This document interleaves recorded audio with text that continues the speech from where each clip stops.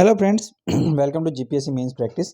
तो आज આપણે આટલા લેક્ચરમાં એક આપણે જોઈ ગયા કે પ્રિલિમ્સ માટે જે છે તમારે કઈ રીતે એપ્રોચ રાખવાનો છે અને કઈ રીતે જે છે તમે 10 થી 20 માર્ક જે છે એ ઇઝીલી વધારી શકો છો। તો આજે આપણે જોઈશું કે how to solve the questions in prelims અને મેં જે છે એ ડીવાયએસઓની એસટીઆઈની ક્લાસ 1 2 ની 3 વખત કરી છે, ટોટલ 5 જે છે એ પ્રિલિમ્સ ક્લિયર કરી છે, ગવર્મેન્ટ જોબ છે। તો કઈ રીતે જે છે આપણે પ્રિલિમ્સમાં એપ્રોચ રાખવો જોઈએ। તો લાસ્ટ લેક્ચરનું તમને એક ક્વિક રિવિઝન કરી દઉં કે જનરલ અવેરનેસ પર ફોકસ રાખવાનો છે, સમય બચાવવાનો છે, 80% જેટલા અટેમ્પ્ટ કરવાના છે અને ક્વેશ્ચન અને એના ઓપ્શનને મેચ કરવાના છે અને ટોટલી કોઈ નવો વર્ડ હોય તો એને તમારે જે છે એ સાચો માનવાનો નથી। મારા માટે તો આટલી વસ્તુ વર્ક કરી હતી। હવે કઈ રીતે વર્ક કરે છે એ જે તમે લેક્ચર જો ના જોયો હોય આ પછીનો આના પહેલાંનો તો લિંક તમને ડિસ્ક્રિપ્શનમાં મળી જશે, એ જરૂર જોઈ લેજો। મારી ને મારા ટીમ વિશેની જાણકારી છે, આપણું એક ટેલિગ્રામ ગ્રુપ પણ છે, GPSC is the future, link તમને ડિસ્ક્રિપ્શનમાં મળશે, તમે પ્રેક્ટિસ માટે જોડાઈ શકો છો। જો તમે મેન્ટરશિપ લેવા માંગતા હોય પર્સનલ તો 1000 પર મંથ છે, ખાસ કરીને મીન્સ માટે તમે એનો ઉપયોગ કરી શકો છો, જેમાં તેમને ડેલી પ્રેક્ટિસ ક્વેશ્ચન ઇવેલ્યુએશન અને બધું કરી આપવામાં આવશે। તમારે @GPSC ઇઝ ધ ફ્યુચર ઉપર મને મેસેજ કરવાનો છે અથવા @ભાર્ગવGOVT ઉપર મેસેજ કરવાનો છે ટેલિગ્રામ પર।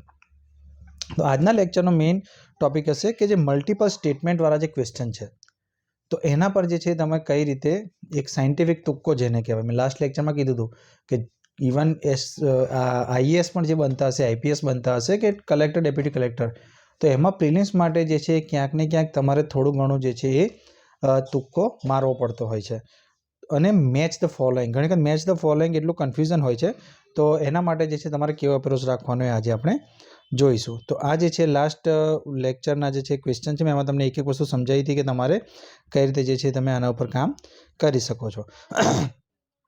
તો આજનો લેક્ચર શરૂ કરીએ કે આ રીતના જ્યારે વિધાન આવે કે આયોજન આયોગને મંત્રીઓ અને રાજ્યો માટે ભંડોળ ફાળવવાની સત્તા છે। નીતિ આયોગ એક થિંક ટેન્ક છે જે ભંડોળ નાણાં મંત્રાલય દ્વારા ફાળવવામાં આવે છે। નીતિ આયોગ એક નીતિ નિર્માણ માટેનો છે। ચોથું છે નીતિ આયોગ નીતિ નિર્માણ તળિયેથી। તો જ્યારે કોઈ પણ સંસ્થા અથવા કોઈ પણ ટોપિક ઉપર સમજાવટની રીતને લખવામાં આવે કે આવું છે, આવું છે, આવું છે, આવું છે, અને જો ઓપ્શનમાં એવું હોય કે બધા જ સાચા છે, તો જો તમને એક્ઝેક્ટ આન્સર ખબર હોય તો વેરી ગુડ, ના ખબર હોય ને જેવું લાગે કે મારે તુક્કો મારવો પડ્યો છે તો બધા સાચા ઉપર તમે ટિક કરજો, તમારું લગભગ જે છે એ સાચું પડશે। આ પીવાયક્યુ છે, એની ઓફિશિયલ આન્સર કી છે, એમાં જો બધા સાચા છે।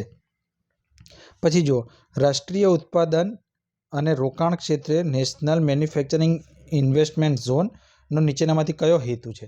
તો આ રીતે સ્ટેટિક ક્વેશ્ચન હોય, કારણ કે જો એમને પણ ખબર છે કે એક એક વસ્તુ યાદ રહે નહીં, એટલે જ્યારે આ રીતના સ્ટેટિક ક્વેશ્ચન પૂછાય અને જો એમાં નીચે 1 2 3 હોય કે કયા સાચા છે, તો મેં જેમ કીધું એમ કે 99% કેસમાં જે છે એ બધા સાચાવાળો તમારો આન્સર સાચો પડશે।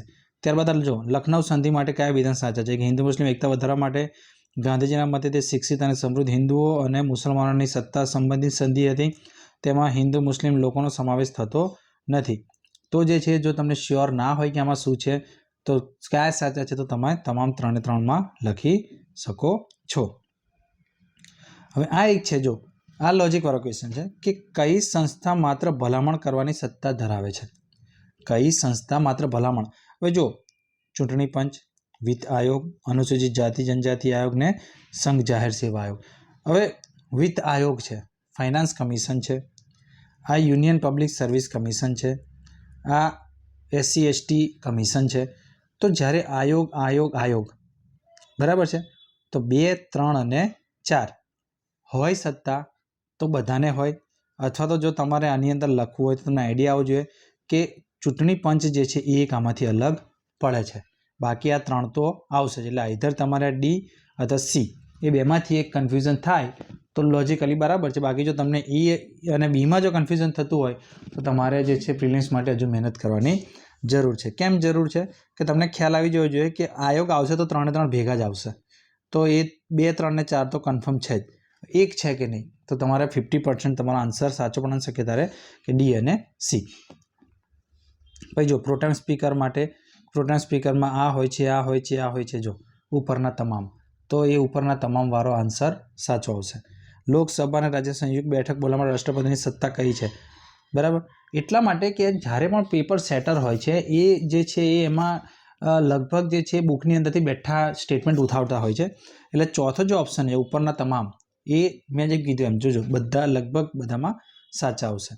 વનધન યોજનામાં કોનો સમાવેશ થાય છે? તો કોઈ પણ યોજના માટેની જ્યારે હોય ભલે અંદર સ્ટેટિક લખેલું કે આ યોજનામાં 30% લોકો આવા લીધેલા છે, 15% લોકો આ લીધેલા છે, રાજ્યના આટલામાં લાગુ છે, કંઈ પણ હોય, પણ જો નીચે ઉપરના તમામ હોય અને તમને આન્સર નથી ખબર અને જો તુક્કો જ મારવાનો છે તો ઉપરના તમામ પર મારવાનો.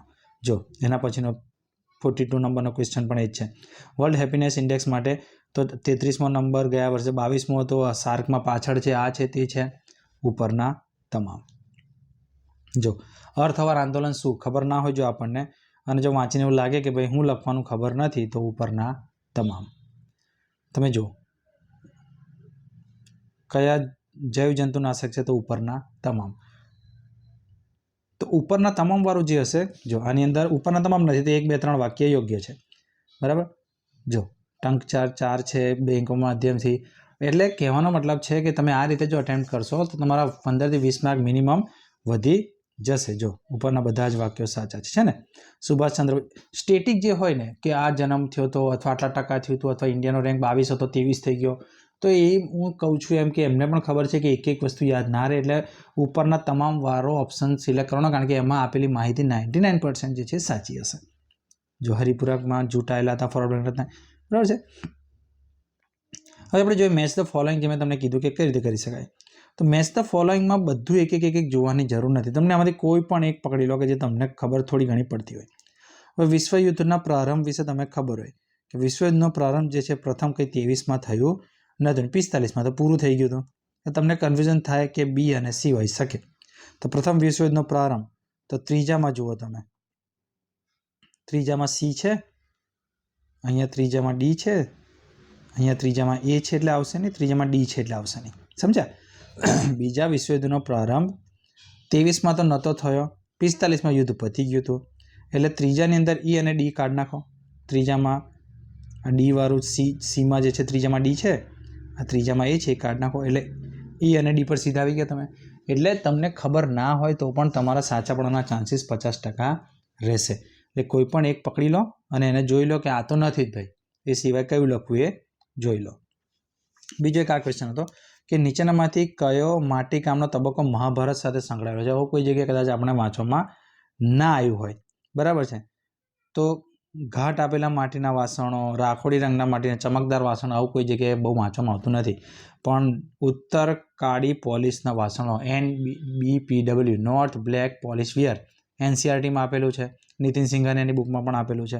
તો જ્યારે આવું 3 કોઈ અજાણ્યા શબ્દ હોય ને એક કોઈ તમારો જાણીતો શબ્દ હોય, એવા જો કોઈ ક્વેશ્ચન આન્સર પૂછે તમે જાણીતા શબ્દ પર ટીક કરવાની. બરાબર છે, સમજી ગયા? તો આ રીતે તમે કરશો તો તમારે પ્રિલિમ્સમાં 20 માર્કનો વધારો થઈ શકે છે, ઓછામાં ઓછો. 20 માર્કની ઉપર જો તમારે 20 નેગેટિવ થાત ને જે જાતને એ તમારા બચી જાય 25 સુધી પહોંચી અલગ છે. હું તો જે તમારો આન્સર તમને ના ખબર હોય તમે છોડી દો અને લખો એવા 20 માર્કની વાત કરું છું. તો એ રીતે લખશો તો તમારા 20 માર્ક આવશે.